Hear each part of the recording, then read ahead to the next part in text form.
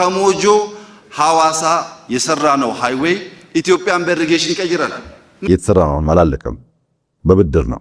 በኢሪጌሽን በልተን ስንዴን መተካት ብንችል ኖሮ ዶላር እያልን አንጮህም ነበር። 700+ ሚሊዮን ዶላር የፈጀ ሀብት ነው። ከሞጆ ሐዋሳ 200+ ሚሊዮን ኪሎ ሜትር። ካለምንም ጥርጥር በጀመርነው ጉዞ እቺን ታላቅ ሀገር መልሶ ታላቅ ማድረግ ይቻላል። ለውጡን አስተን እንመልከት። ከሞጆ ሐዋሳ የሰራነው ሃይዌይ ኢትዮጵያን በኢሪጌሽን ይቀይራል። በኢሪጌሽን በልተን ስንዴን መተካት ብንችል ኖሮ ዶላር እያልን አንጮህም ነበር። ሃይዌይ የሚያስፈልገው የሚበላ ሲሆን በልቶ የሚነዳ ዜጋ ያለበት 1 ሚሊዮን መኪና የሌለበት ሀገር ሃይዌይ የገነባች ለኢሪጌሽን ኢንቨስት የማታደርግ ከሆነ አልገባትም። መሬት እያለ ውሃ እያለ ጉልበት እያለ ከራያ ጀምሮ ስምጥ ሸለቆ እስከ ታች ያለው በሙሉ በኢሪጌሽን ብንጠቀምበት ከኛ በላይ ብዙ ሊመግብ ይችላል። በኋላ ከሞጆ ሐዋሳ ቶር ሮድ ተሰርቷል። ሃይዌይ የተሰራ ነው አላለቀም፣ በብድር ነው።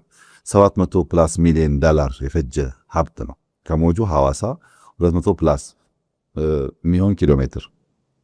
አሁን ዝም ብለህ በሌማን እንደ መንግስት እንደ ግለሰብ ነው ማወራ። ከሞጆ ሐዋሳም ከሐዋሳ ሞያሌም ከሐዋሳ ሶዶም ከሐዋሳ አርባ ምንጭም ያስፈልጋል መንገድ፣ ጥያቄ የለውም። በቂ መንገድ የለንም።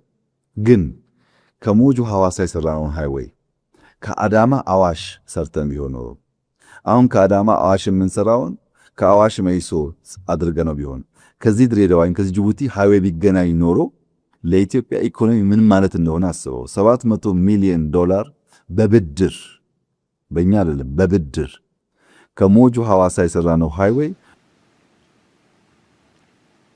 የት ነው እያባከን ያለው የሚለውን ቆም ብሎ መፈተሽ፣ ማረም፣ ማስተካከል ያስፈልጋል። ልክ ሰው ጺሙ ሲያርግ ጠዋት ተነስቶ እንደሚላጨው ማለት ነው። አትደግ እኮ አይለውም፣ ተነስቶ ይላጨዋል እንጂ። የኛም ሁኔታ ከመንገድ መውጣቱን ስናይ ቆም ብለን ፈትሸን ገርተን ማስተካከል የሚያስችል የልብ ዝግጅት ያስፈልጋል። ያን እያደረግን ከሄድን ካለምንም ጥርጥር በጀመርነው ጉዞ እቺን ታላቅ ሀገር መልሶ ታላቅ ማድረግ ይቻላል። ለውጡን አስተን እንመልከት። ለሚቀጥሉት 30-40 ዓመታት እዳው መመለስ አይችልም። ወደ ጅቡቲ ሆኖ ቢሆንሳ በቀኝም በግራም በሚታይም በማይታይም መንገድ ምንም ጥርጥር የለውም ኢኮኖሚያችን ኢምፓክት ያደርጋል። እዛ ኢንቨስት አድርገን ብሩን ካገኘን በኋላ ወደ ሐዋሳም ወደ ሌላም ቦታ ብናደርገው ችግር የለውም። ስራው አይደለም ችግሩ፣ በብድር መሆኑና የምንመርጣቸው ቦታዎች ሪተርን ኦን ኢንቨስትመንት ላይ በጣም አክሳሪ በመሆናቸው ምክንያት ከፍተኛ የሆነ እዳ ኢትዮጵያ እንድትሸከምና የማክሮ ኢኮኖሚክ ኢምባላንስ እንዲፈጠር አድርጓል። ኢንቨስትመንቱ ሳይሆን ሮንግ ቦታ በመሆኑ ራሱን ማከም ባለመቻሉ